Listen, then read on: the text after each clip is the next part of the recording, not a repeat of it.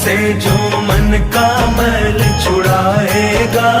निर्मल मन के दर्पण में वह राम का दर्शन पाएगा।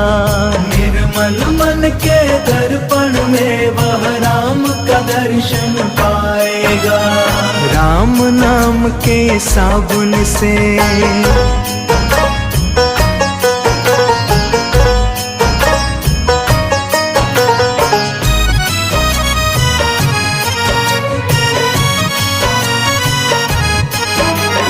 झूठ कपट निंदा को त्यागो, हर प्राणी से प्यार करो।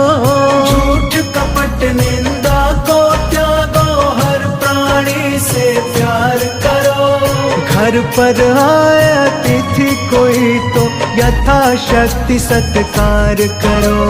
घर पर आए अतिथि कोई तो यथाशक्ति सत्कार करो। पता नहीं किस रूप में आकर, पता नहीं किस रूप में आकर नारायण मिल जाएगा।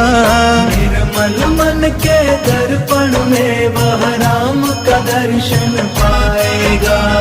राम नाम के साबुन से